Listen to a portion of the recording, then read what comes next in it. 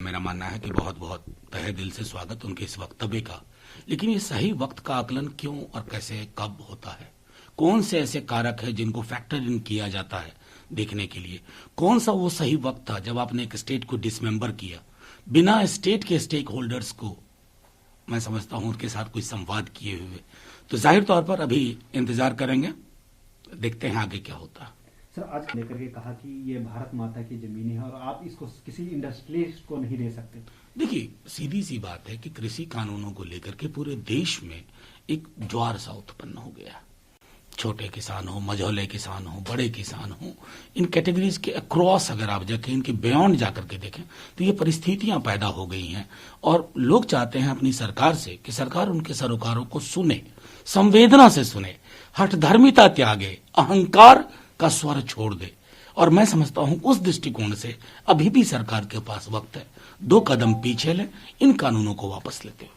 Sir, कृषि कानून चौटाला ने कहा है कि मेरे बेटे का दुष्यंत के इस्तीफे से अगर कुछ हो जाता है, क्योंकि ये करना कृषि कानून को लेकर के केंद्र को है, अगर इस्तीफा हो जाता तो मेरे पॉकेट में इस्तीफा मैं देने को तैयार।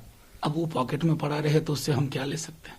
जो किसान है वो सॉलिडारिटी की उम्मीद करते हैं, एकता प्रदर्शन का, और कई दफा कई इस्तीफे दबाव बना देते हैं।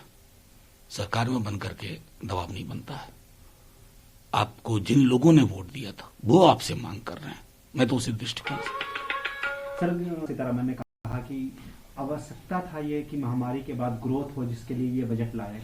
देखिए, फेसलेस ग्रोथ नहीं होता है ना। ग्रोथ किस बात का? समृद्धि के 5 टापू बढ़ते जाए, असमानता का महासागर बढ़ता जाए, ये ग्रोथ नहीं कहते हैं ना। Growth has to be have a human face, मानवीय चेहरा होना चाहिए। ऐसा विकास किस काम का जिसमें लोग अपनी शक्ल न ढूंढ पाए, अपने सरोकार न देख पाए?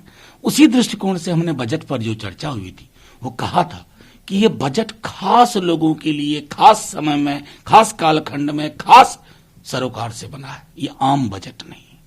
सर, एक आखिरी सवाल टीएमसी छोड़ने के बाद कि ममता जी से मैंने बहुत कोशिश की और मैंने उनका हमेशा सर ऊंचा रखा, लेकिन उन्होंने आखिरी दौर में मेरे से बात तक नहीं की, जिसके कारण मुझे इस्तीफा देना पड़ा। देखिए, इतने बड़े फैसले में ये सारी इस तरह के तर्क बहुत प्रभावी नहीं लगते। मैंने सदन में उनको देखा, बहुत प्रभावशाली राजनीतिक करियर उनका रहा, लेकिन मैं समझता हूं कि जो तर्क वो दे रहे हैं बंगाल को लेकर के, बंगाल के मिजाज को लेकर के, वो तर्क गले नहीं उतर। कुछ तो है जिसकी पर्दादारी